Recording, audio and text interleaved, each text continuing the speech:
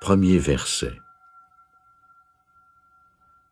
Le Tao qu'on peut raconter n'est pas le Tao éternel. Le nom que l'on peut nommer n'est pas le nom éternel. Le Tao est à la fois nommé et innommé. En tant qu'il est innommé, il est l'origine de toute chose. En tant qu'il est nommé, il est la mère de 10 000 choses. Celui qui est toujours sans désir peut voir le mystère. Celui qui toujours désire ne voit que les manifestations. Et le mystère est lui-même la porte de toute compréhension.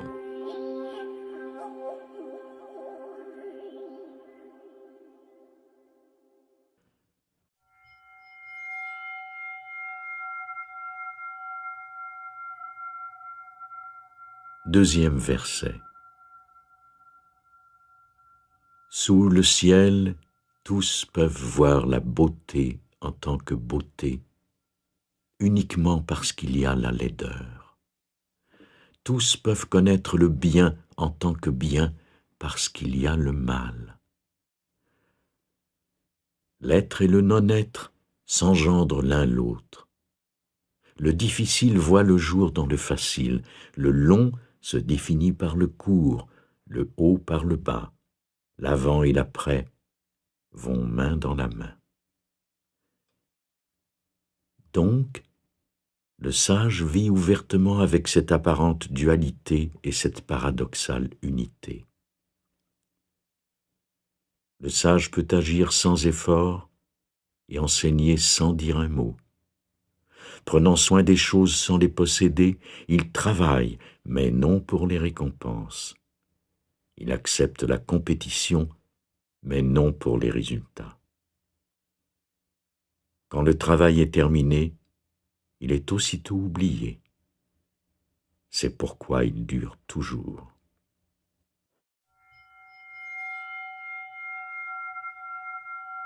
Troisième verset. Accordez de la valeur à un statut et vous provoquerez des litiges. Surévaluez vos possessions et les gens se mettront à voler. En n'étalant pas ce qui est désirable, vous contribuez à ne pas troubler le cœur des gens. Le sage gouverne en vidant les cœurs et les esprits, en affaiblissant les ambitions et en renforçant les os. Exercez-vous à ne rien faire. Lorsqu'une action est pure et désintéressée, tout s'arrange à la perfection.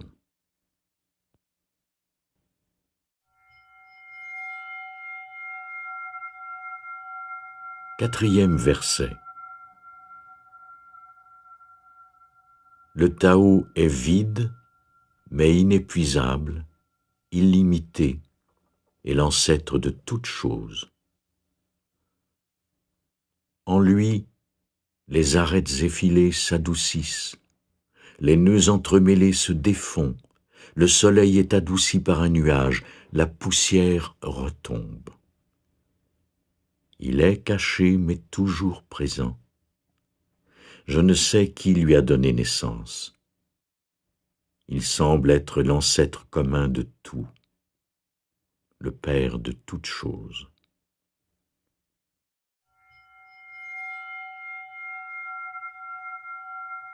Cinquième verset. Le ciel et la terre sont impartiaux. Ils voient les 10 000 choses comme des chiens de paille. Le sage n'est pas sentimental. Il traite tous les gens comme des chiens de paille. Le sage est comme le ciel et la terre. Personne ne lui est particulièrement cher et il ne voit personne d'un mauvais œil. Il donne et donne encore sans condition, offrant à tous ses trésors. Entre le ciel et la terre se trouve un espace semblable à un soufflet, vide et pourtant inépuisable, car plus on l'utilise, plus il produit. Tenez-vous au centre.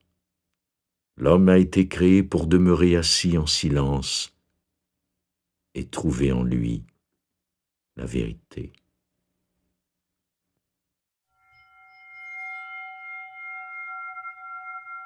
Sixième verset. L'esprit qui ne meurt jamais est appelé le mystérieux féminin. Même si elle devient la totalité de l'univers, sa pureté immaculée n'est jamais perdue. Même si elle prend d'innombrables formes, sa véritable identité demeure intacte. La porte de la femelle mystérieuse est appelée la racine de la création.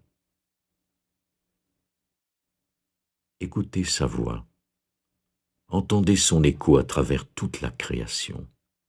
Inévitablement, elle révèle sa présence. Inévitablement, elle nous élève à notre propre perfection. Bien qu'invisible, elle perdure et n'aura jamais de fin.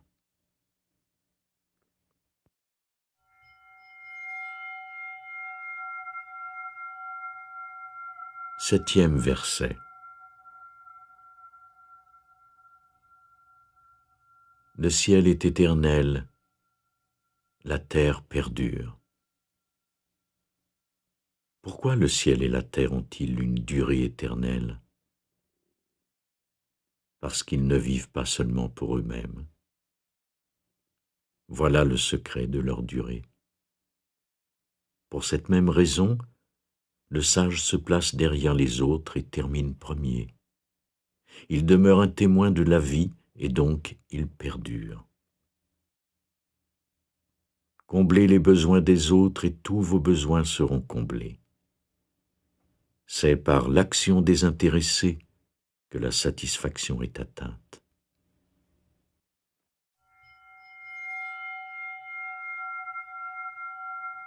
Huitième verset. Le bien suprême est semblable à l'eau qui nourrit toute chose sans même essayer. Il s'infiltre dans des bas-fonds exécrés par tous les êtres. Par conséquent, il est semblable au Tao. Vivez en harmonie avec la nature des choses. Demeurez près de la terre. Allez profondément dans votre cœur quand vous méditez. Soyez gentil et bon avec les autres. Tenez vos promesses. Gouvernez avec équité. Sachez sauter sur l'occasion quand elle se présente.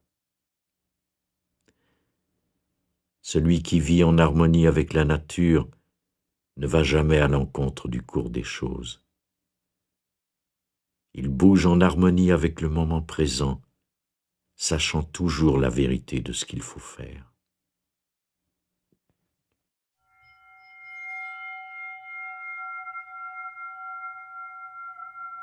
Neuvième verset. Il est préférable d'arrêter que de continuer à remplir. Il vaut mieux arrêter de verser avant que nos mains ne puissent plus rien contenir. Aiguisez une lame à l'excès et son tranchant sera bientôt perdu. Remplissez votre maison de jade et d'or et vous ne serez plus en sécurité. Enorgueillissez-vous d'honneur et de fierté et personne ne pourra vous sauver d'une chute. Retirez-vous quand le travail est terminé. Telle est la voie du ciel.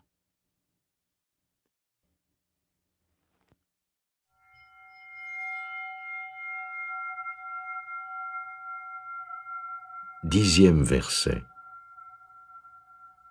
Étant porteur d'une âme et d'un corps et embrassant l'unité, pouvez-vous éviter la séparation?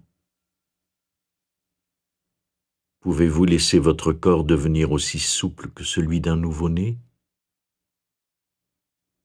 À l'ouverture et à la fermeture des portes du ciel, pouvez-vous jouer la part féminine en vous? Pouvez-vous aimer vos gens et gouverner votre royaume sans faire preuve de suffisance? Donner naissance et nourrir, avoir sans posséder, travailler sans s'attribuer de mérite, diriger sans contrôler ou dominer. Celui qui tient compte de ce pouvoir fait advenir le Tao sur cette terre. C'est la vertu première.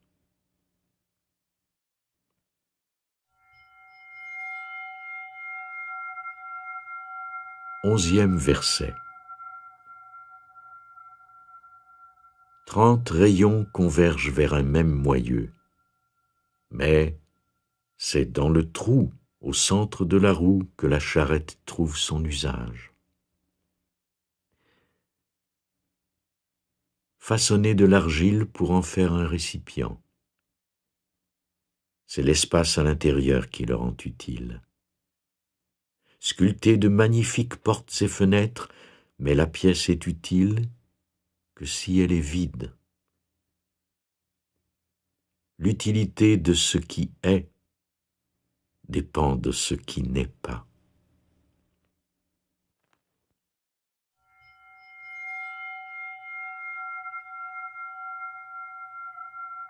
Douzième verset. Les 5 couleurs aveuglent l'œil, les 5 tons assourdissent l'oreille, les 5 saveurs émoussent le goût, la poursuite et la chasse rendent les gens fous. Gaspiller de l'énergie pour acquérir des objets rares ralentit la croissance de l'individu. Le maître observe le monde, mais fait confiance à sa vision intérieure. Il permet aux choses d'aller et venir. Il préfère ce qu'il y a à l'intérieur à ce qu'il y a à l'extérieur.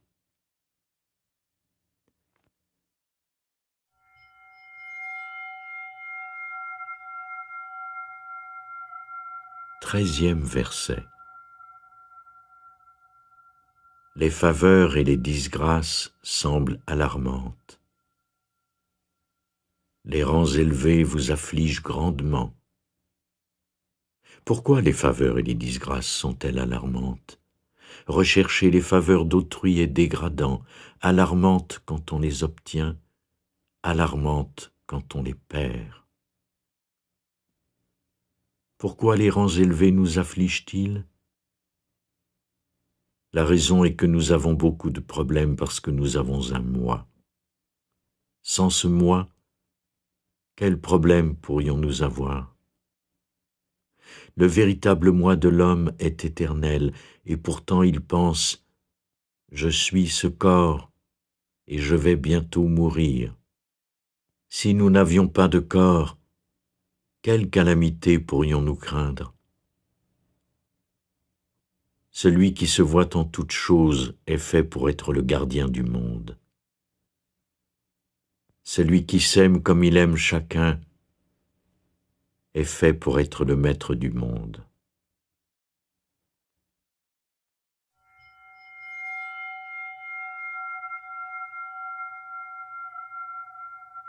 Quatorzième verset.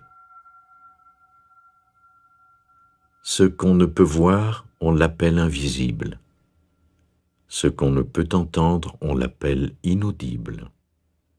Ce qu'on ne peut toucher, on l'appelle intangible. Ces 3 qualités ne peuvent être définies. C'est pourquoi on les fusionne pour n'en faire qu'une. Chacun de ces sens est subtil dans sa description. Intuitivement, on peut le voir, l'entendre et le sentir. Alors, l'invisible, l'inaudible et l'intangible ne font plus qu'un. Son lever n'entraîne aucune aurore, son coucher aucune ténèbre. Il continue encore et encore, innommable, puis retourne au néant. Approchez-le, il n'a pas de commencement. Suivez-le, il n'a pas de fin. Vous ne pouvez le connaître, mais vous pouvez l'incarner dans votre propre vie.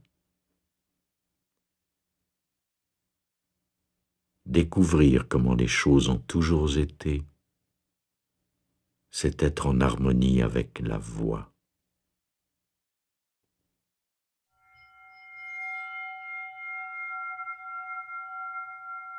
15e verset.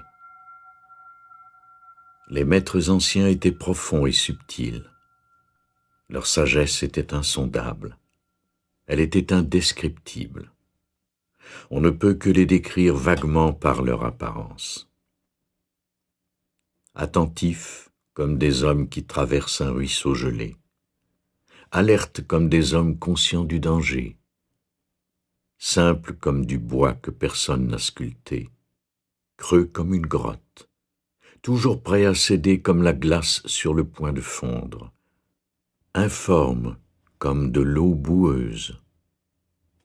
Mais l'eau la plus trouble finit par s'éclaircir à force d'immobilité. Et de cette immobilité émerge la vie.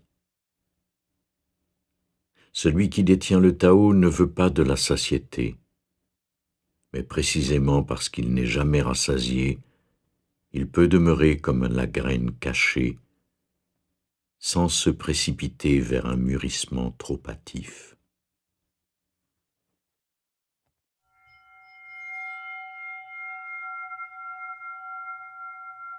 Seizième verset. Devenez complètement vide.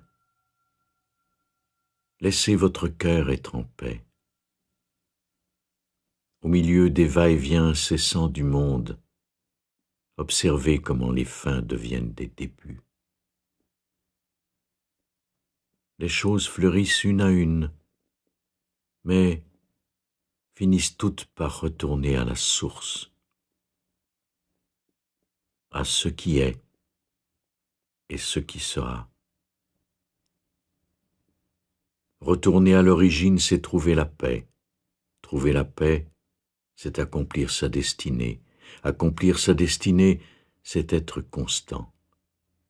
Connaître la constance, c'est être éclairé. Ne pas connaître ce cycle mène au désastre éternel. Connaître la constance procure une perspective. Cette perspective est impartiale. L'impartialité est la plus haute forme de noblesse. La plus haute forme de noblesse est divine. Étant divin, vous ne ferez plus qu'un avec le Tao. Ne faire qu'un avec le Tao, c'est être sur la voie de l'éternité. Cette voie est infinie et ignore les dangers de la mort physique.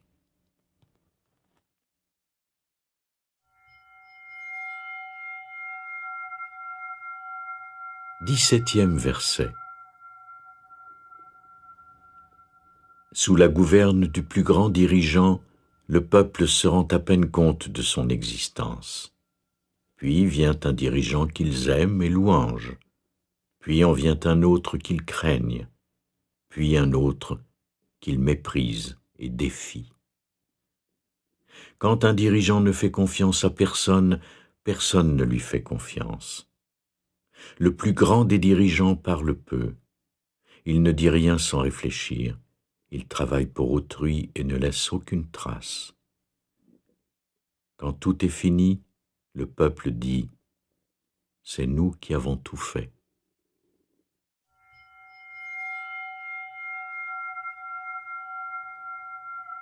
18e verset. Quand la grandeur du Tao est présente, l'action vient du fond du cœur. Quand la grandeur du Tao est absente, l'action suit les règles de la bonté et justice. Si vous avez besoin de règles pour être bon et juste, si vous agissez de façon vertueuse, c'est un signe certain que la vertu est absente, et nous voyons naître une grande hypocrisie. Quand la discorde règne entre les parents, la piété et les rites de dévotion voient le jour. Quand le pays sombre dans le chaos, on voit apparaître des sujets fidèles et une montée du patriotisme.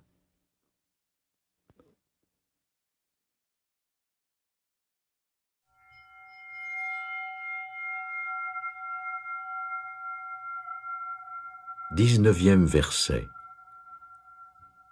Renoncez à la sainteté, renoncez à la sagesse, et tout le monde s'en portera 100 fois mieux.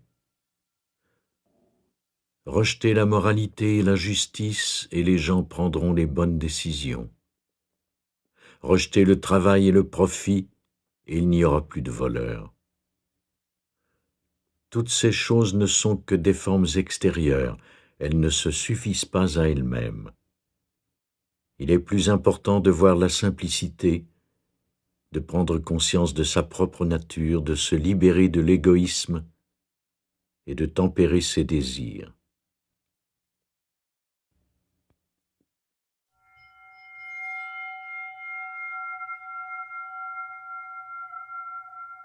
Vingtième verset. Abandonnez l'apprentissage et vous serez libérés de tous vos soucis. Quelle est la différence entre oui et non?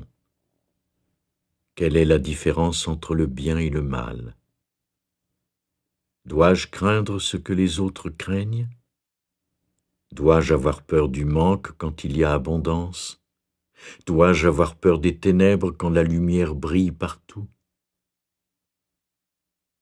Au printemps, certains vont au parc et montent sur la terrasse, mais je suis le seul à errer, ne sachant pas où je suis. Comme un nouveau-né avant qu'il ait appris à sourire, je suis seul, n'ayant nulle part où aller. La plupart des gens en ont trop, mais je suis le seul à qui il semble manquer quelque chose. J'ai effectivement l'esprit d'un ignare dans sa simplicité inaltérée. Je ne suis qu'un visiteur dans ce monde. Alors que les autres se dépêchent d'accomplir leurs tâches, j'accepte ce qui m'est offert. Moi seul semble ridicule, gagnant peu, dépensant peu. Les autres courent après la gloire, j'évite les feux de la rampe, préférant qu'on me laisse seul. En effet, on pourrait me croire idiot, sans esprit ni souci. Je dérive comme une vague sur l'océan, je souffle au hasard comme le vent. Tous les hommes s'installent dans leurs habitudes. Moi seul suis assez entêté pour demeurer à l'extérieur. Mais à l'intérieur, je suis différent des autres, car je sais tirer ma substance de la grande mer.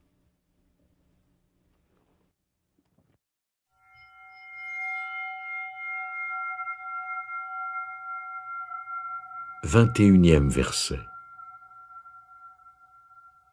La plus grande vertu est de suivre le Tao, et uniquement le Tao. Le Tao est insaisissable et intangible. Mais bien qu'informe et intangible, il donne naissance à la forme. Bien que vague et insaisissable, il donne naissance aux figures.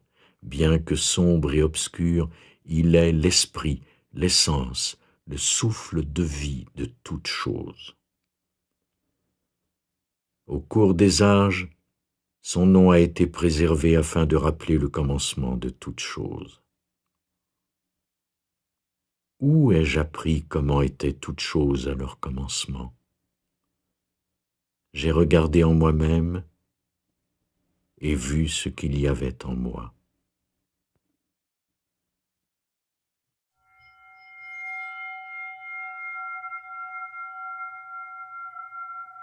Vingt-deuxième verset. Les flexibles ne cassent pas. Les tordus sont redressés, les vides sont remplis, les épuisés deviennent reposés, les pauvres s'enrichissent, les riches sont confondus. Par conséquent, le sage embrasse ce qui est un. Parce qu'il ne se met jamais de l'avant, les gens peuvent voir sa lumière. Parce qu'il n'a rien à prouver, les gens peuvent lui faire confiance. Parce qu'il ne sait pas qui il est, les gens se reconnaissent en lui.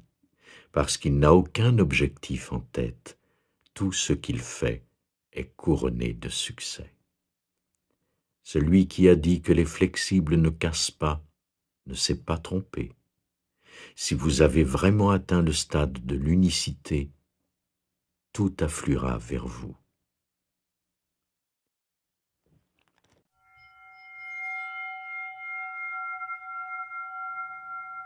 « 23e verset. Il est naturel de parler peu. Les vents violents ne soufflent pas toute la matinée. Les averses diluviennes ne durent jamais jusqu'au soir. Qui en est la cause? Le ciel et la terre. Mais il s'agit d'effets exagérés, forcés, et c'est pourquoi ils ne peuvent se maintenir. Si le ciel et la terre ne peuvent soutenir une action forcée, comment l'homme en serait-il capable?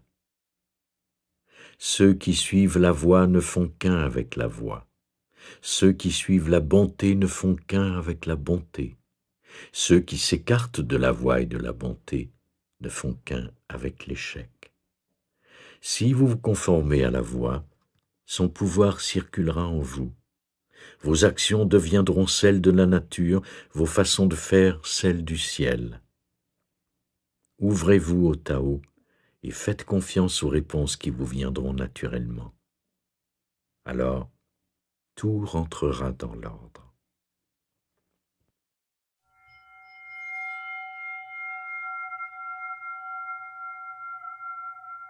« 24e verset. Si vous vous tenez sur la pointe des pieds, vous ne serez pas solide. Si vous faites de longues enjambées, vous n'irez pas loin. L'ostentation n'est pas un signe d'illumination.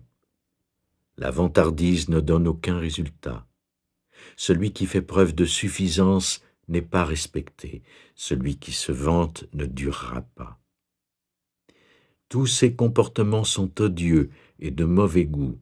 Ce sont des excès superflus. Ils sont semblables à une douleur dans l'estomac, à une tumeur dans l'organisme. Quand on s'avance sur la voie du Tao, ce sont précisément les choses qu'il faut déraciner, jeter et laisser derrière soi.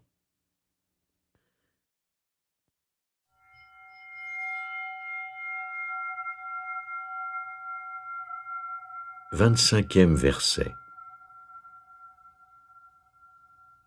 Il est une chose informe et parfaite qui existait avant la naissance de l'univers.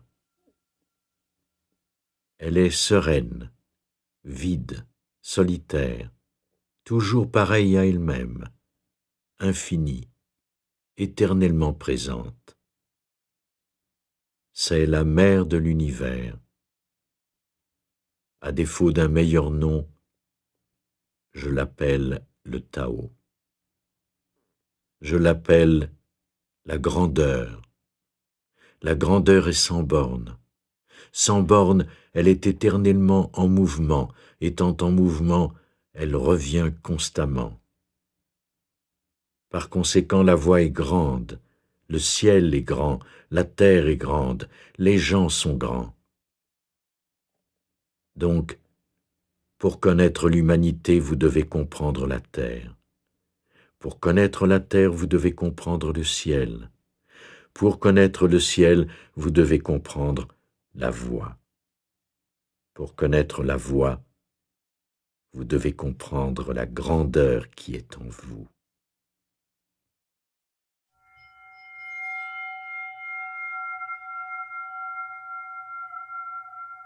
« 26e verset. Le lourd est à la racine du léger. l'immobile est le maître de l'agité. En le réalisant, la personne qui a du succès demeure calme et posée dans toutes ses activités. Bien qu'entourée par l'opulence, celle-ci n'a pas d'emprise sur elle. Pourquoi le seigneur de ce pays devrait-il se précipiter comme un idiot? Si vous vous laissez ballotter de gauche à droite, vous perdrez contact avec vos racines. Être agité, c'est perdre la maîtrise de soi-même.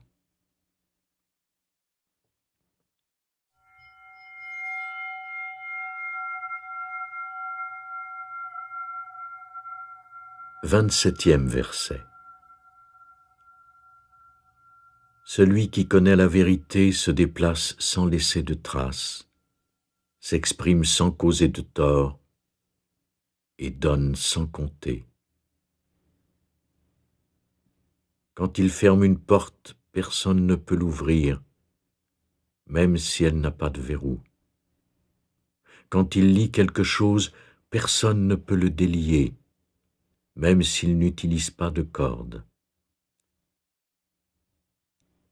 Faites preuve de sagesse et aidez tous les êtres de façon impartiale, en n'abandonnant personne. Ne ratez pas les occasions qui vous sont offertes. Voilà ce qu'on appelle suivre la lumière. Qu'est-ce qu'un homme bon, sinon le maître de l'homme mauvais? Qu'est-ce qu'un homme mauvais, sinon l'élève de l'homme bon? Si on ne respecte pas le maître, si on ne s'occupe pas de l'élève, la confusion régnera aussi intelligent que l'on soit. Voilà le grand secret.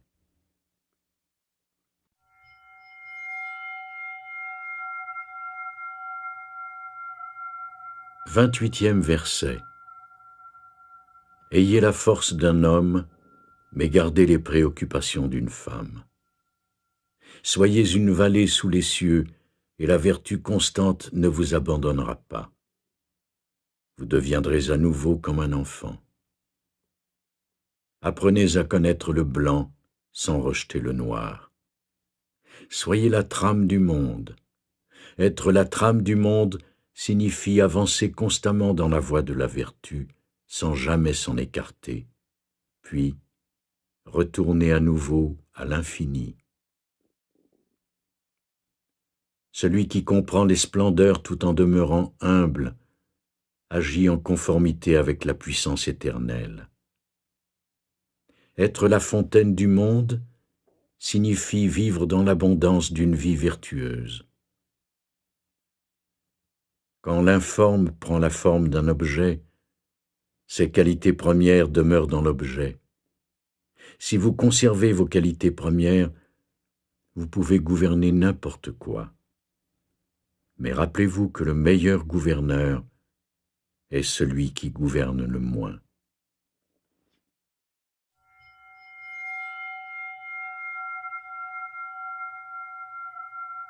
Vingt-neuvième verset. Vous croyez-vous capable de prendre les commandes de l'univers et de l'améliorer? Je ne crois pas que cela soit possible. Tout ce qui existe sous les cieux est un vase sacré qui échappe à notre contrôle. Essayer de le maîtriser mène à la ruine. Vouloir le saisir mène à sa perte. Laissez votre vie se dérouler naturellement. Sachez qu'elle est, elle aussi, un vase parfait. Tout comme vous inspirez et expirez, il y a un temps pour mener et un temps pour suivre, un temps pour bouger et un temps pour être au repos, un temps pour être vigoureux et un temps pour être épuisé, un temps pour être en sûreté et un temps pour être en danger. Pour le sage, tout de la vie est un mouvement vers la perfection, donc quel besoin aurait-il des excès, des extravagances et des exagérations?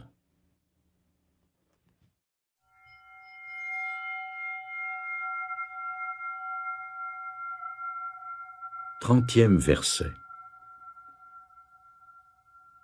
Celui qui doit guider un meneur d'hommes dans les dédales de la vie le préviendra contre l'utilisation des armes pour des fins de conquête, car les armes se retournent souvent contre ceux qui les brandissent. Là où des armées s'établissent, la nature n'offre que des ronces et des épines. Après une longue bataille, le sol est maudit, les récoltes avortent, la terre est dépouillée de son caractère maternel. Une fois que vous avez atteint votre but, vous ne devez pas faire étalage de votre succès, vous ne devez pas vous vanter de vos habiletés, vous ne devez pas éprouver de fierté. Vous devez plutôt regretter de ne pas avoir été en mesure de prévenir la guerre. Vous ne devez jamais envisager de conquérir les autres par la force. Tout ce qui s'appuie sur la force finit bientôt par se décomposer. Cela n'est pas en accord avec la voie, et celui qui n'est pas en accord avec la voie, sa fin ne se fait pas attendre.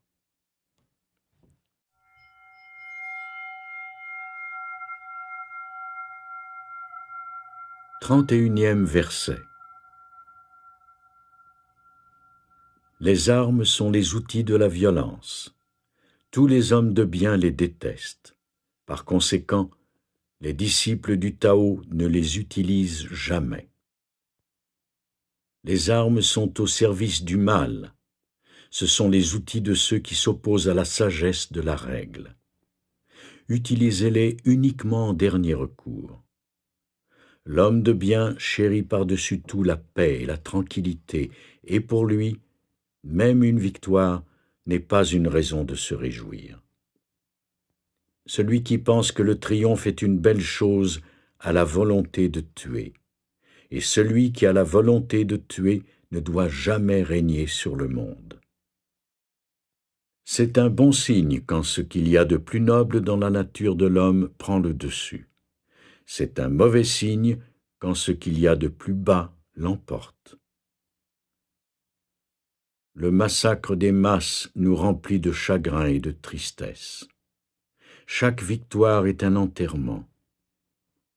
Quand nous gagnons une guerre, nous célébrons en portant le deuil.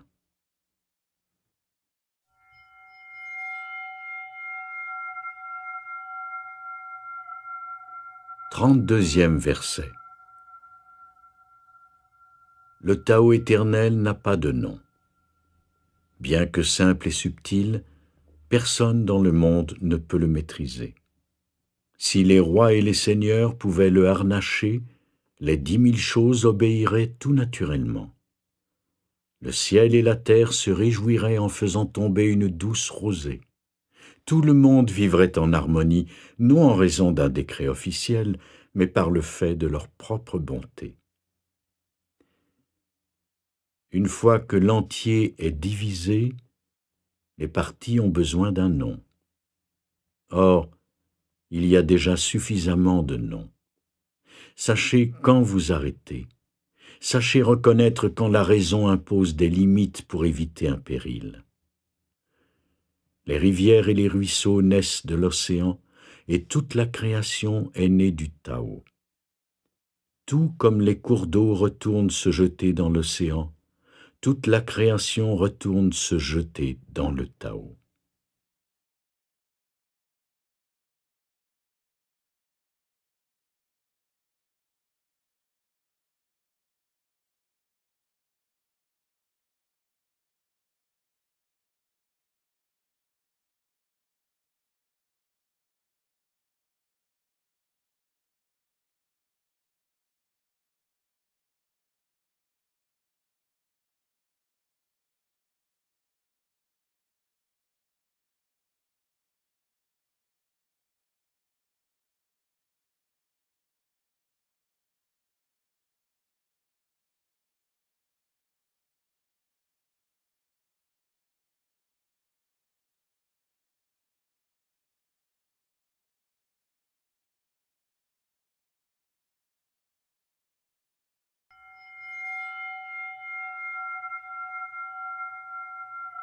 34e verset. La grande voie est universelle. Elle ne connaît ni gauche ni droite. La vie de tous les êtres en dépend. Néanmoins, elle n'en prend jamais possession. Elle accomplit sa tâche, mais ne revendique rien pour elle-même. Elle englobe toutes les créatures comme le ciel, mais ne cherche pas à les dominer. Toutes choses y retournent comme à leur demeure, mais elle ne les regarde pas de haut. C'est pourquoi on la dit grande. Le sage imite cette conduite.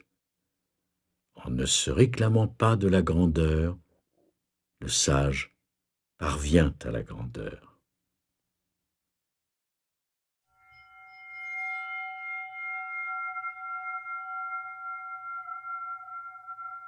Trente-cinquième verset.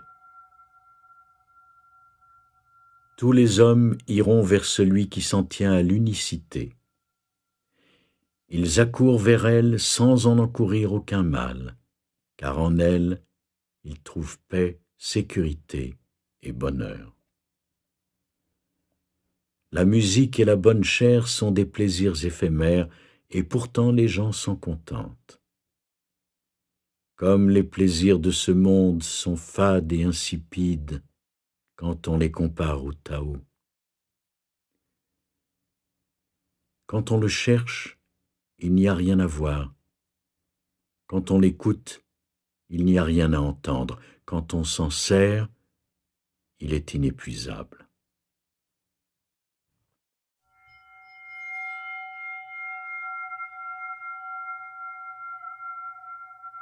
Trente-sixième verset.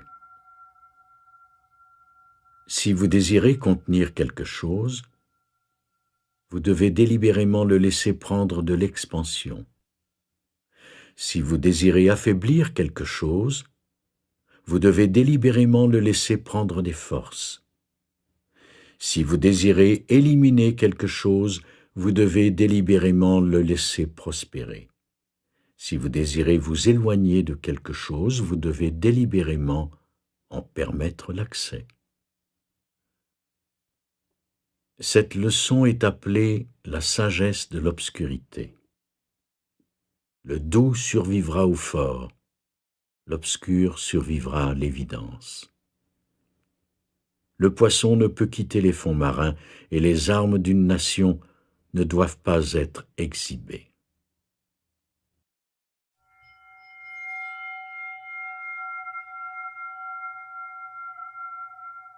Trente-septième verset. Le Tao ne fait rien, et pourtant il n'y a rien qu'il ne fasse. Si les hommes puissants se concentraient sur le Tao, le monde se transformerait de lui-même à son propre rythme. Quand la vie est simple, les simulacres disparaissent. Notre nature essentielle brille au travers. En ne désirant rien, le calme s'installe et le monde se rectifie de lui-même. Quand le silence règne, nous découvrons l'encre de l'univers en nous-mêmes.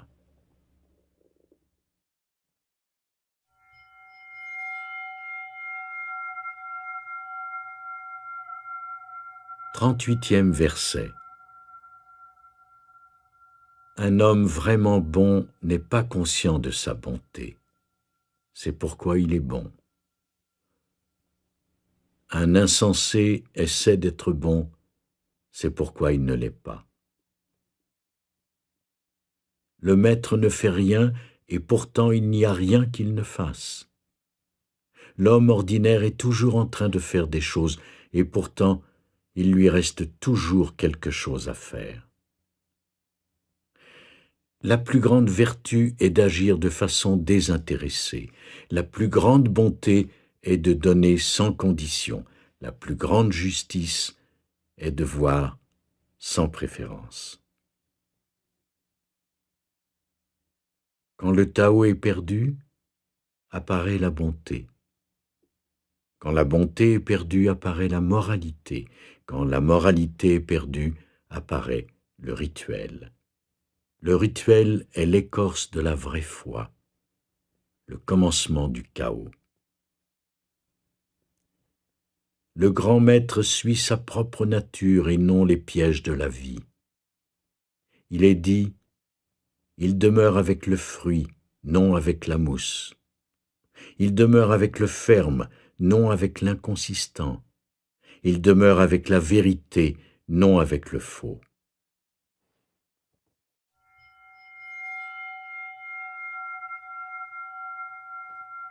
39e verset.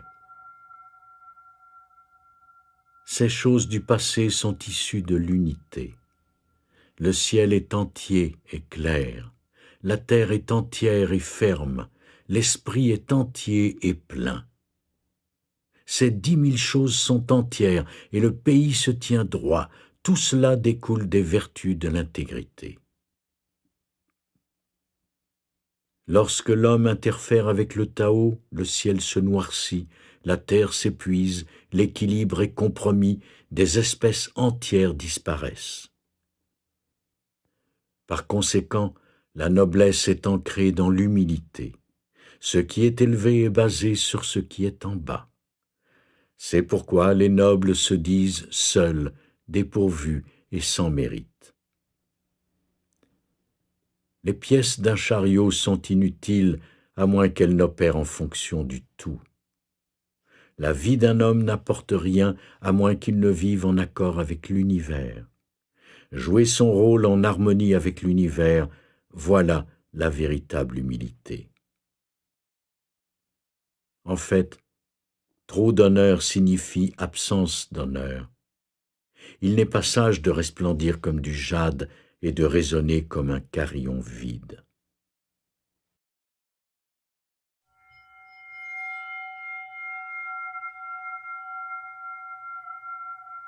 Quarantième verset. Retourner est le mouvement du Tao. Céder est le propre du Tao. Les 10 000 choses sont nées de l'être. L'être est né du non-être.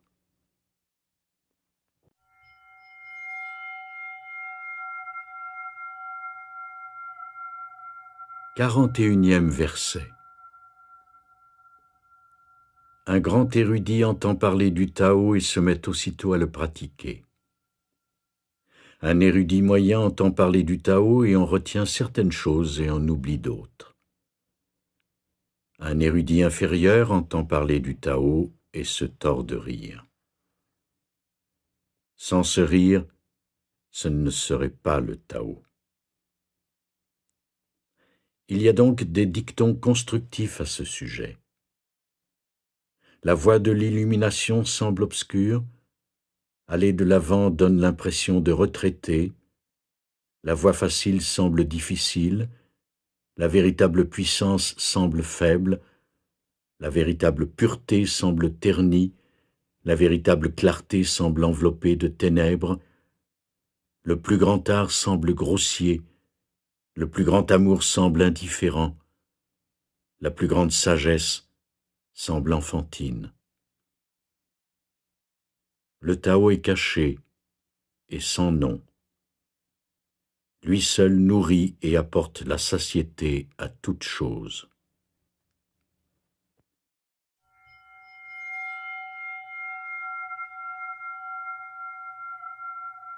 Quarante-deuxième verset. Le Tao donne naissance à un. Un donne naissance à deux. Deux donne naissance à trois. Et trois engendre les 10 000 choses. Les 10 000 choses portent le yin et embrassent le yang. Elles atteignent l'harmonie en combinant ces forces. Les gens souffrent à l'idée de se retrouver sans parents, sans nourriture ou sans valeur. Et pourtant, c'est exactement ainsi que se sont décrits un jour les rois et les seigneurs. Car on gagne en perdant, et on perd en gagnant. Ce que les autres ont appris, je l'enseigne. Le violent ne meurt pas de mort naturelle. Ceci est le fondement de mon enseignement.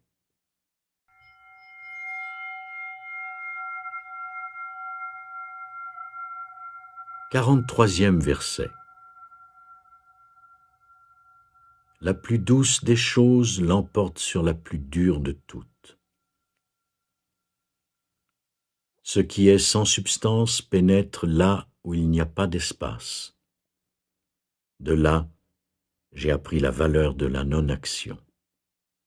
Enseigner sans prononcer une parole, agir sans poser le moindre geste. Peu nombreux sont ceux qui peuvent le comprendre, mais telle est la voie du Maître. Rares, en effet, sont ceux qui obtiennent les récompenses de ce monde.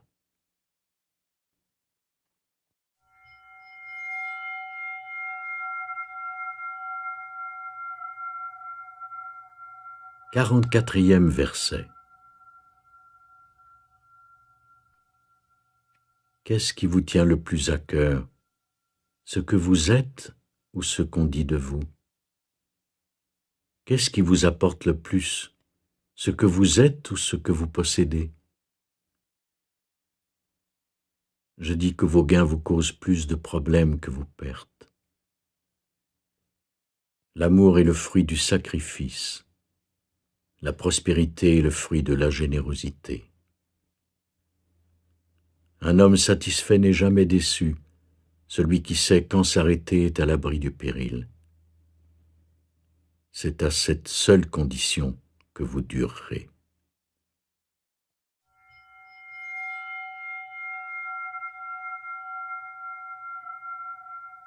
Quarante-cinquième verset. La plus grande perfection semble imparfaite, et pourtant son utilité est inexhaustible. La plus grande plénitude semble vide, et pourtant son usage est sans fin. La plus grande droiture semble tordue, la plus grande intelligence semble stupide, la plus grande éloquence semble malhabile, la plus grande vérité semble fausse, la plus grande discussion semble creuse. L'activité conquiert le froid, l'inactivité conquiert la chaleur. L'immobilité et la tranquillité font régner l'ordre dans l'univers.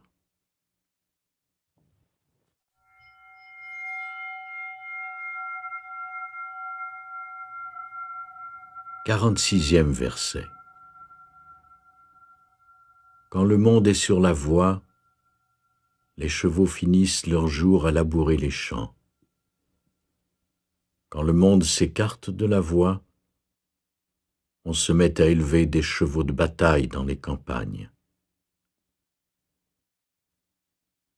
Il n'y a pas de plus grande perte que la perte du Tao, pas de plus grande malédiction que la convoitise, pas de plus grande tragédie que le mécontentement.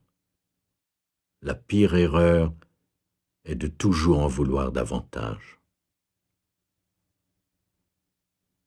Le contentement se suffit à lui-même, puisque la félicité éternelle se trouve dans votre contentement.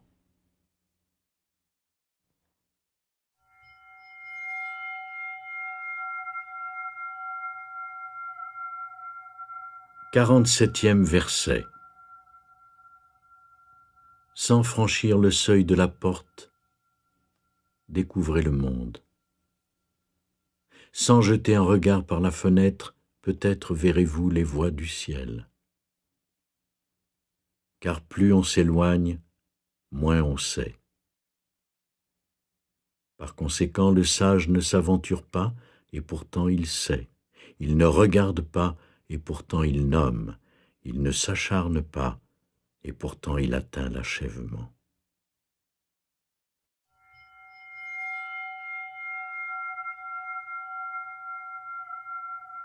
Quarante-huitième verset.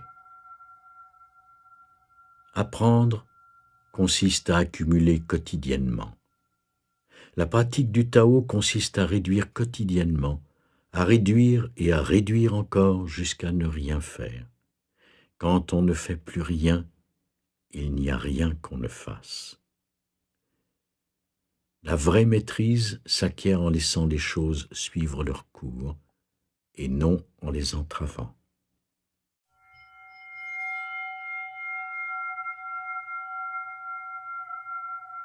49e verset. L'esprit du sage n'est jamais figé. Il est conscient des besoins des autres. Ceux qui sont bons, il les traite avec bonté. Ceux qui sont méchants, il les traite aussi avec bonté, car sa nature est d'être bon. Il est aimable avec ceux qui sont aimables. Il est également aimable avec ceux qui ne le sont pas, car sa nature est d'être aimable. Il est fidèle à ceux qui sont fidèles. Il est également fidèle à ceux qui ne le sont pas. Le sage vit en harmonie avec tout ce qui existe sous le ciel. Il voit en toute chose son propre reflet. Il aime tout le monde comme son propre enfant. Tout le monde est attiré vers lui. Il se comporte comme un petit enfant.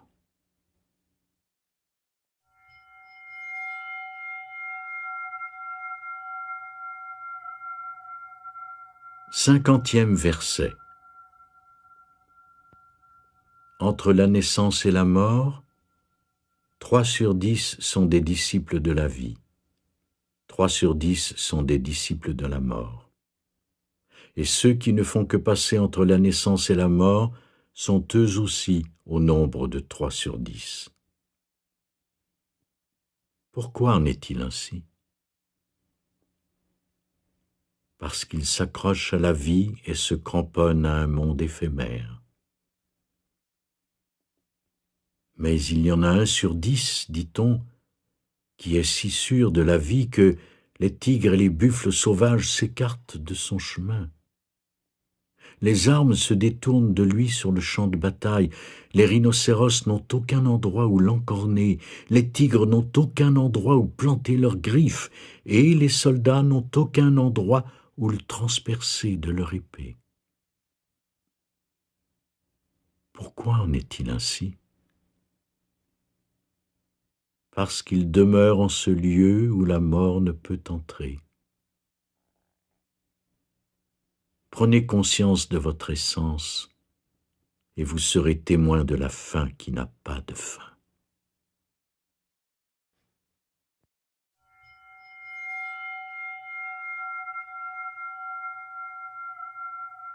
« 51e verset.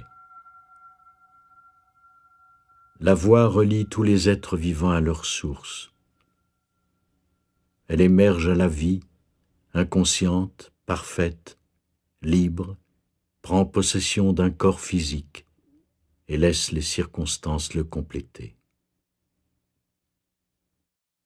Par conséquent, tous les êtres honorent la voix et évaluent sa vertu. On ne leur a pas ordonné de vénérer le Tao, ni de rendre hommage à sa vertu, mais ils le font spontanément. Le Tao leur donne la vie. Sa vertu les nourrit et les couve, les élève, les abrite et les protège. Le Tao produit, mais ne s'approprie pas. Le Tao donne, mais sans attente. Le Tao veille sur la croissance, mais sans s'imposer. C'est ce qu'on appelle une vertu cachée.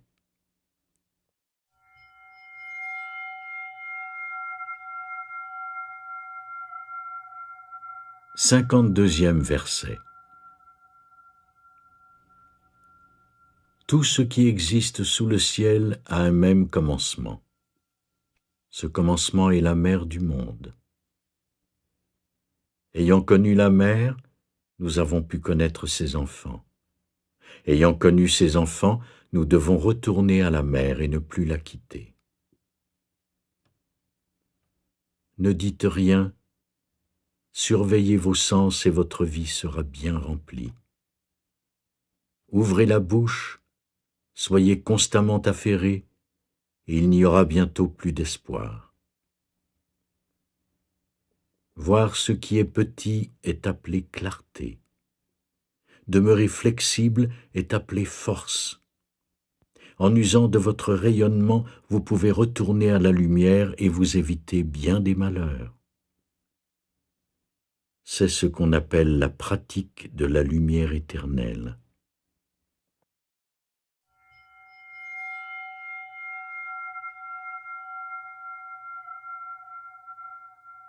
« 53e verset. Si j'avais, ne serait-ce qu'un peu de bon sens, je m'engagerais dans la voie du Tao, et ma seule crainte serait de m'en écarter. La voie est lisse et droite, et pourtant les gens préfèrent les chemins tortueux.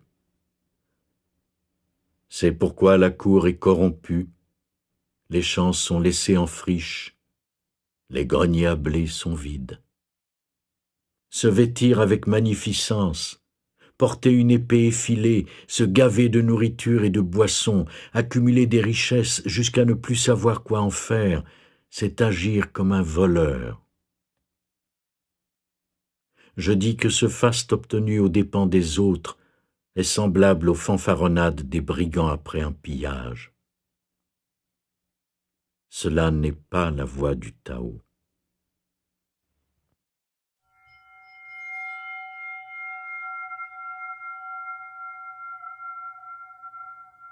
« 54e verset.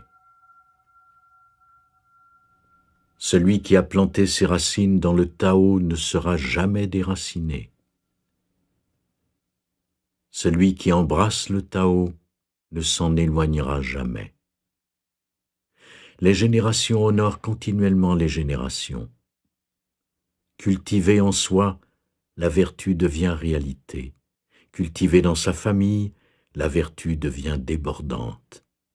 Cultivée dans sa communauté, la vertu s'étend. Cultivée dans sa nation, la vertu abonde. Le Tao est partout. Il est présent en toutes choses. Pour vraiment le voir, voyez-le comme il est. Dans un homme, voyez-le comme un homme. Dans une famille, voyez-le comme une famille. Dans un pays, voyez-le comme un pays. Dans le monde, voyez-le comme le monde. Comment sais-je que c'est la vérité? En regardant à l'intérieur de moi.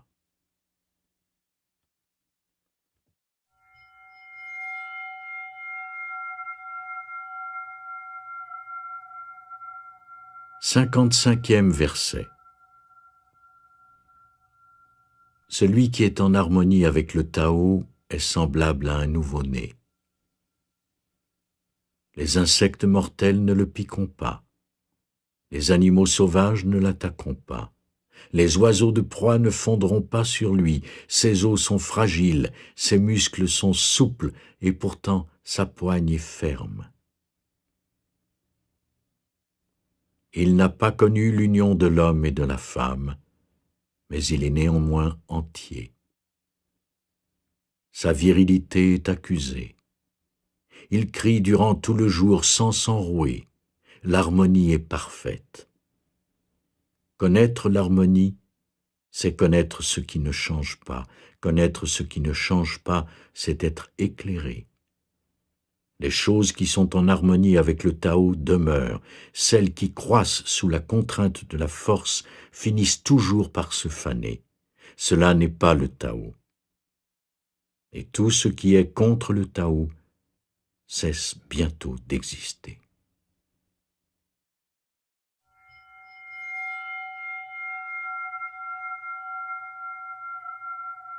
« 56e verset. Ceux qui savent ne parlent pas.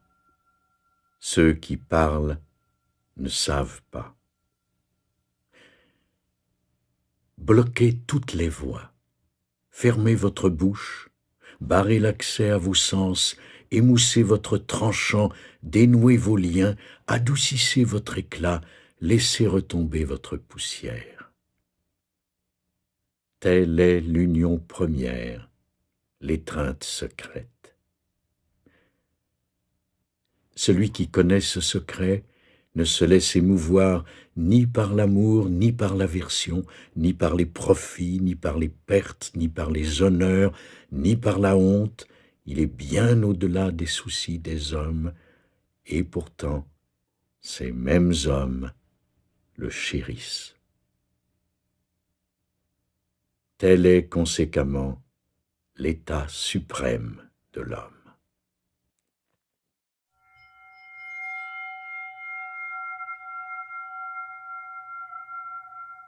57e verset. Si vous voulez être un grand dirigeant, vous devez apprendre à suivre le Tao. Arrêtez de vouloir tout contrôler. Abandonnez les plans et les concepts préétablis et le monde se gouvernera de lui-même. Comment sais-je qu'il en est ainsi? Parce que dans ce monde, plus les restrictions et les prohibitions sont nombreuses, plus les gens s'appauvrissent. Plus les armes sont sophistiquées, plus la nation s'enfonce dans les ténèbres. Plus le plan est astucieux et habile, plus le résultat est imprévisible. Plus on édicte de lois, plus le nombre de voleurs augmente. C'est pourquoi le sage dit « Je m'abstiens d'intervenir et le peuple se convertit. Je choisis la tranquillité et le peuple devient honnête. Je ne fais rien et le peuple s'enrichit. Si j'évite de m'imposer aux autres, ils deviennent ce qu'ils sont. »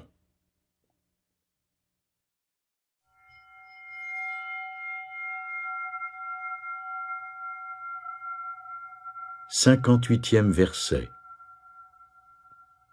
Quand le dirigeant connaît son propre cœur, le peuple est simple et pur.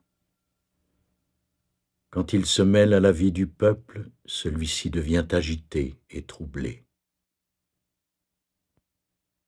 La mauvaise fortune dépend de la bonne. La bonne fortune est ce que la mauvaise cache en elle. Qui connaît la fin de ce processus? N'y a-t-il aucune norme pour fixer ce qui est juste? Et pourtant, ce qui est normal devient bientôt anormal. La confusion du peuple devient en effet durable. C'est pourquoi le sage préfère se donner en exemple plutôt que d'imposer sa volonté. Il pointe, mais ne perce pas. Il redresse, mais n'interrompt pas. Il éclaire, mais n'éblouit pas.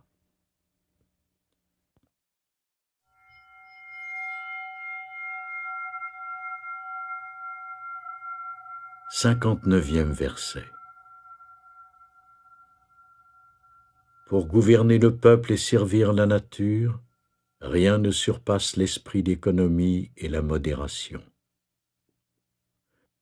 La retenue débute par l'abandon de ses propres idées. Cela dépend de la quantité de vertus accumulées par le passé. Si on a de bonnes réserves de vertus, alors rien n'est impossible. Si rien n'est impossible, alors il n'y a pas de limite. Si un homme ne connaît aucune limite, il est fait pour diriger. Telle est la voie pour s'enraciner profondément et fermement dans le Tao, le secret d'une longue vie et d'une vision durable.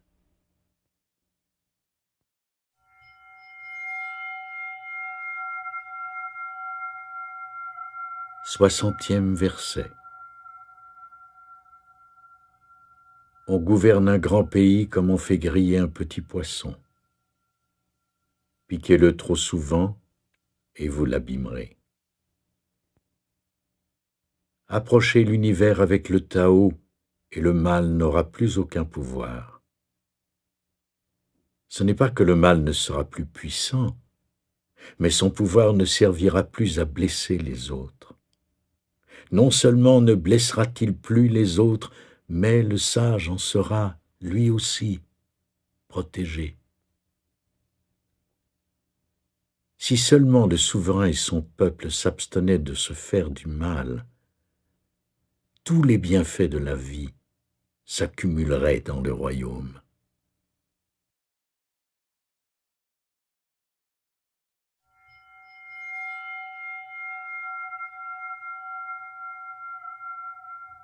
Soixante-et-unième verset. Un grand pays est semblable aux basses terres vers lesquelles s'écoulent tous les ruisseaux. Il est le réservoir de tout ce qu'il y a sous le ciel, la part féminine du monde. La femelle l'emporte sur le mâle avec calme, en s'abaissant elle-même grâce à sa sérénité. Donc, si un grand pays s'abaisse devant un plus petit pays, il y gagne amitié et confiance. Si un petit pays s'abaisse devant un plus grand, il ralliera ce grand pays à sa cause. L'un gagne en s'inclinant, l'autre en restant en dessous.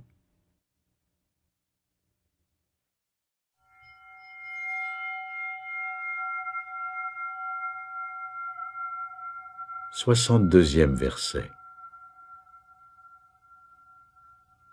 Le Tao est une chambre au trésor, la véritable nature, la source secrète de toute chose. Il est la récompense de l'homme vertueux et le refuge de l'homme mauvais. Si quelqu'un vous semble méchant, ne le repoussez pas. Éveillez-le par vos paroles, élevez-le par vos bonnes actions, répondez à ses injures par votre bonté. Ne le repoussez pas. Repoussez sa méchanceté. Quand un nouveau dirigeant est choisi, n'essayez pas de l'aider en lui offrant vos richesses ou votre expertise. Aidez-le à méditer sur le principe. Offrez-lui de lui enseigner le Tao. Pourquoi les anciens estimaient-ils tant le principe? N'est-il pas la source de tout bien et le remède à tous les maux? C'est pourquoi il est la chose la plus noble au monde.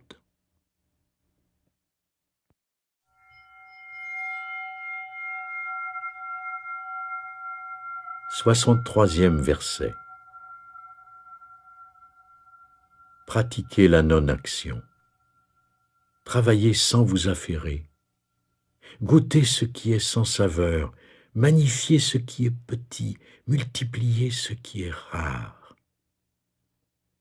Récompensez l'amertume de vos soins. Voyez la simplicité dans ce qui est compliqué. Faites preuve de grandeur dans les petites choses. Abordez les difficultés pendant qu'elles sont encore simples. Entretenez de grandes choses pendant qu'elles sont encore petites. Le sage ne s'attaque à rien de vraiment grand, et par là, il atteint la grandeur. Si vous cédez trop facilement, on vous fera peu confiance. Parce que le sage affronte toujours les difficultés, il n'en fait jamais l'expérience.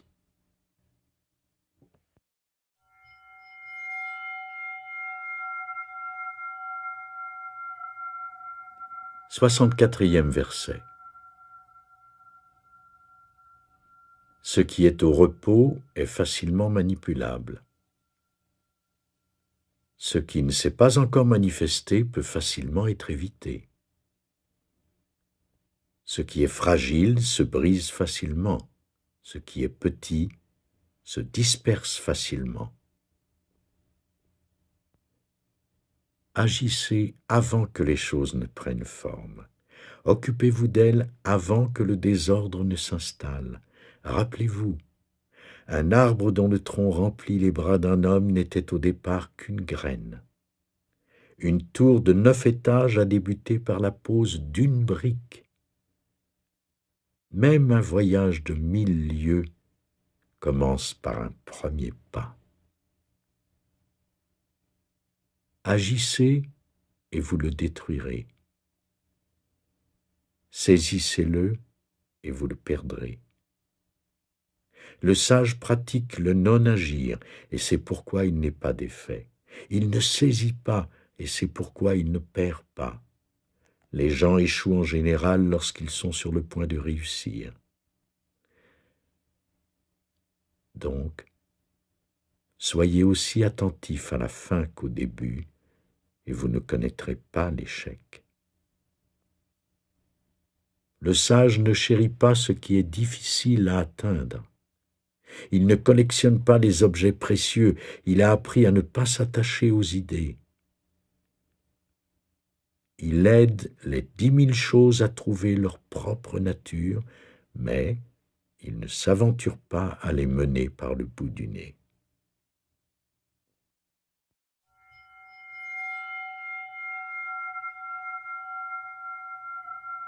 65e verset. Les anciens étaient des gens simples qui se mêlaient facilement au peuple. Ils ne se mettaient jamais de l'avant, ils ne gouvernaient pas par la ruse, et c'était une bénédiction pour la nation. Quand ils croient connaître la réponse, les gens se laissent difficilement guider. Quand ils savent qu'ils ne savent pas, ils peuvent trouver leur propre voie. C'est une chance pour un pays de ne pas être gouverné par la ruse. Le modèle le plus simple est aussi le plus clair. Si vous êtes satisfait d'une vie ordinaire, vous pouvez montrer à chacun le chemin pour retrouver sa véritable nature.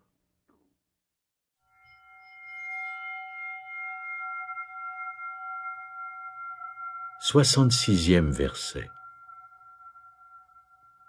Pourquoi l'océan est-il le roi des 100 ruisseaux? Parce qu'il se trouve en dessous d'eux. L'humilité lui donne sa puissance.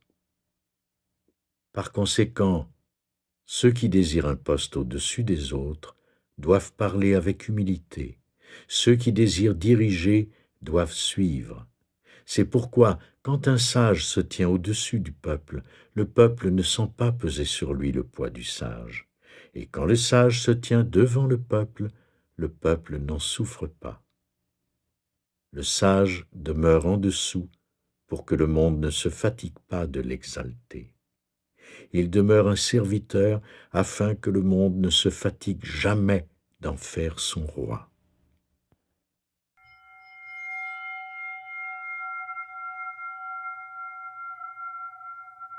« 67e verset. Tout le monde parle de mon Tao avec une telle familiarité. Quelle folie! Le Tao n'est pas quelque chose qui s'achète au marché ou qui se transmet de père en fils. Ce n'est pas quelque chose que l'on acquiert comme un savoir ou que l'on peut perdre en l'oubliant. Si tel était le Tao, on l'aurait perdu et oublié depuis longtemps. Je possède 3 trésors auxquels je tiens et que je garde précieusement. Le premier est la miséricorde, le second est la frugalité, le troisième est l'humilité. De la miséricorde vient le courage, de la frugalité vient la générosité, de l'humilité vient le leadership.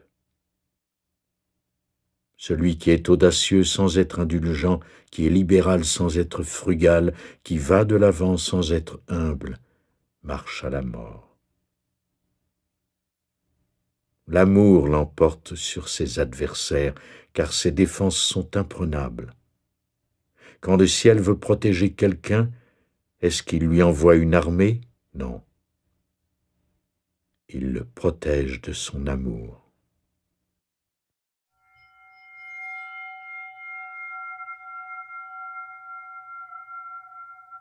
« 68e verset. Un bon soldat n'est pas violent. Un bon guerrier ne ressent pas de colère.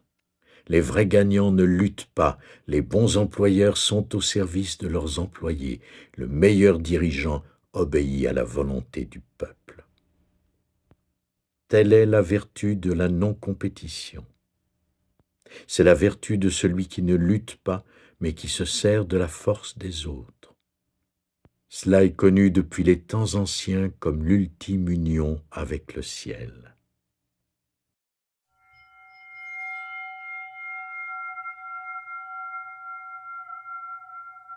« 69e verset. Les soldats ont un dicton. Je n'ose faire le premier geste, je préfère attendre qu'on m'invite. Je n'ose avancer d'un pouce, je préfère reculer d'un pied. C'est ce qu'on appelle aller de l'avant sans avancer, repousser sans se servir des armes. Il n'y a pas de plus grand malheur que de se dire « j'ai un ennemi », car lorsque j'ai un ennemi, il n'y a plus de place pour mon trésor entre lui et moi. Par conséquent, quand deux adversaires se rencontrent, celui qui n'a pas d'ennemi triomphera. Quand deux armées sont de force égale, celle qui a de la compassion remporte la victoire.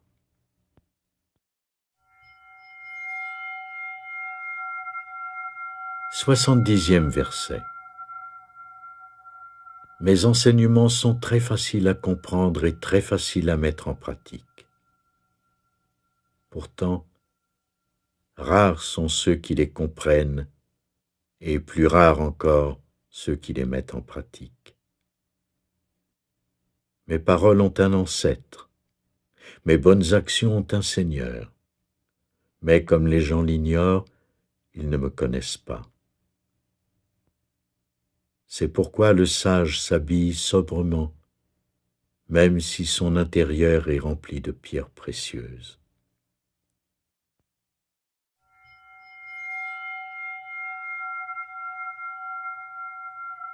« 71e verset.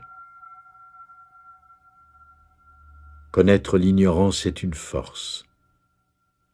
Ignorer la connaissance est une maladie. Nous cesserons d'être malades lorsque nous serons malades de notre maladie. Le sage n'est pas malade, mais malade de la maladie. Tel est le secret de la santé.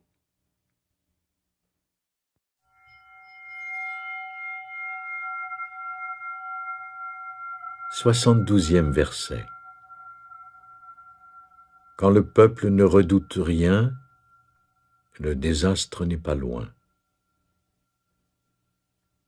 Quand le peuple ne craint plus le pouvoir temporel, un plus grand pouvoir se manifeste. Ne limitez pas votre horizon à vous-même. Ne méprisez pas les conditions de votre naissance. Ne résistez pas au cours naturel de votre vie et vous ne vous lasserez jamais de ce monde. Par conséquent, le sage se connaît lui-même mais ne s'exhibe pas. Il s'aime, mais ne s'exalte pas lui-même.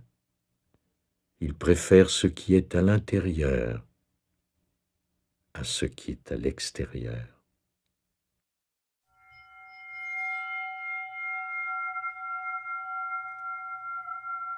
« 73e verset.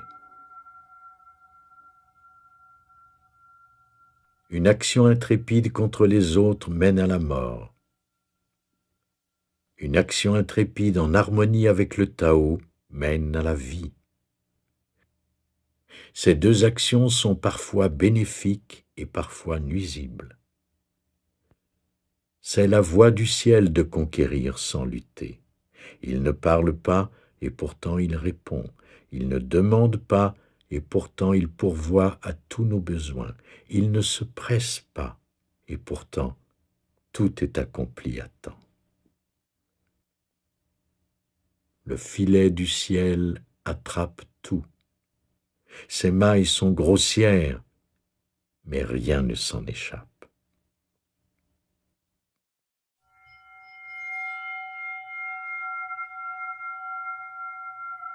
74e verset. Si vous prenez conscience que tout change, il n'y a rien à quoi vous essaierez de vous retenir. Si vous n'avez pas peur de mourir, il n'y a rien que vous ne pouvez accomplir. Il y a toujours un Seigneur de la mort. Celui qui veut prendre la place du Seigneur de la mort est semblable à celui qui taille avec la lame du maître charpentier. Or, quiconque taille avec la lame du maître charpentier est assuré de se couper les mains.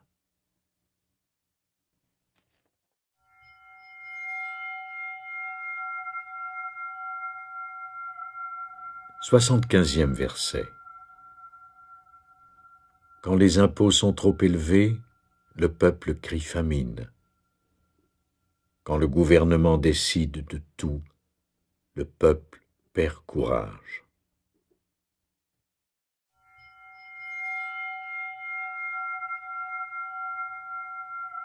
« 76e verset. L'homme naît doux et faible. À sa mort, il est dur et rigide.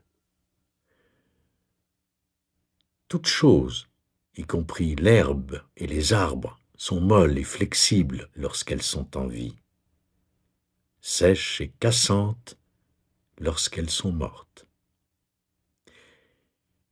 La rigidité est donc un compagnon de la mort, la flexibilité un compagnon de la vie. Une armée qui ne peut s'adapter sera défaite. Un arbre qui ne peut plier cassera sous l'effet du vent. Ce qui est dur et rigide cassera. Ce qui est mou et souple prévaudra.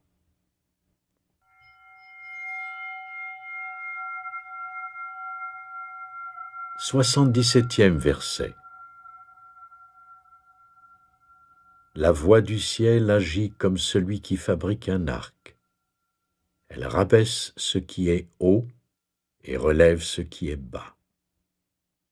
Là où il y a surplus, elle retire.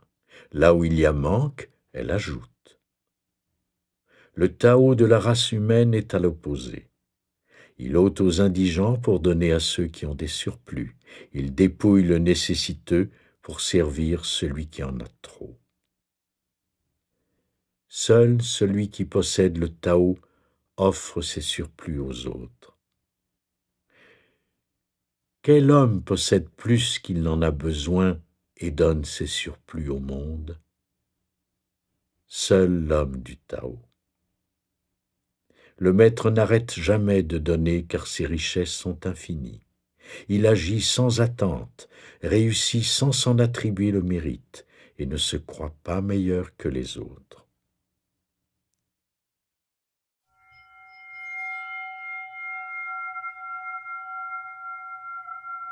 « 78e verset. Rien dans le monde n'est plus malléable et plus faible que l'eau. Mais pour attaquer ce qui est dur et inébranlable, rien ne la surpasse. Rien ne peut la remplacer. Le faible l'emporte sur le fort, le mou surpasse le dur. Partout dans le monde, il n'y a personne qui l'ignore, mais personne n'arrive à le mettre en pratique. Par conséquent, le sage demeure serein même dans le malheur. Le mal ne peut pénétrer son cœur, parce qu'il a abandonné l'idée d'aider, il devient la meilleure aide des gens. Les paroles de vérité apparaissent paradoxales.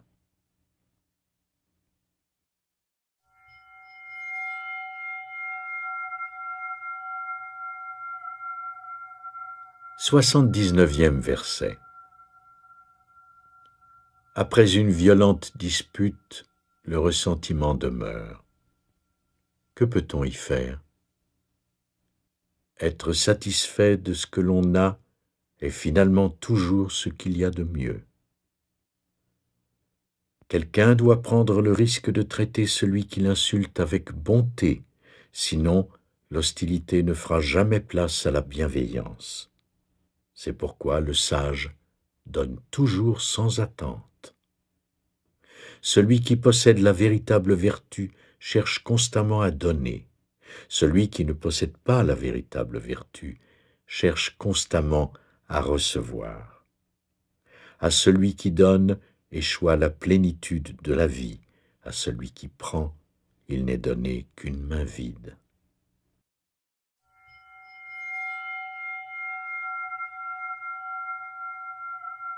Quatre-vingtième verset.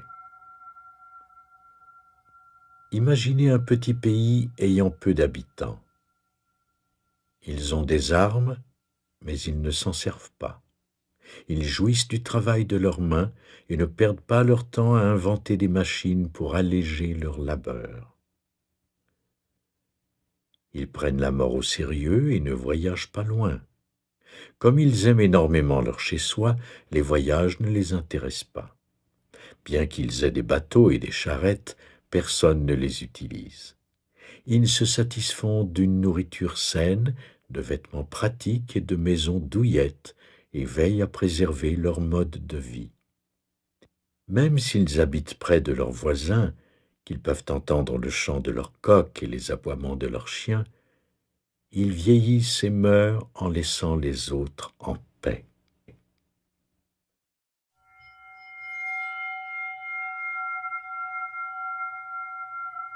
Quatre-vingt-et-unième verset. Les paroles vraies ne sont pas élégantes. Les paroles élégantes ne sont pas vraies. Les hommes de bien n'argumentent pas. Ceux qui argumentent ne sont pas des hommes de bien. Ceux qui possèdent la vertu ne cherchent pas les défauts. Ceux qui cherchent les défauts ne possèdent pas la vertu.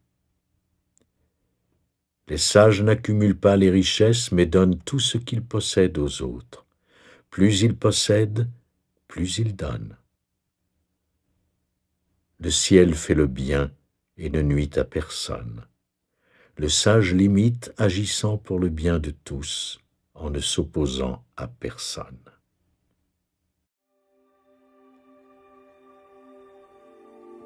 Le sage ne thésaurise pas, et de ce fait il lègue.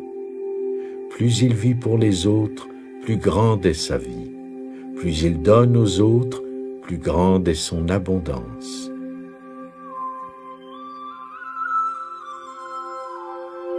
Retranscrivez ces paroles à la main, étudiez-les et mettez-les en pratique au moins une fois par jour.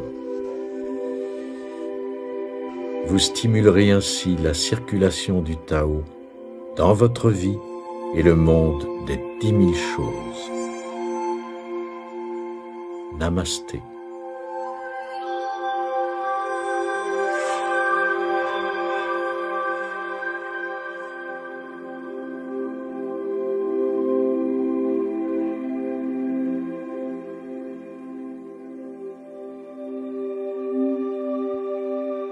ADA Audio vous a présenté « Changez vos pensées, changez votre vie » par Wayne Dyer.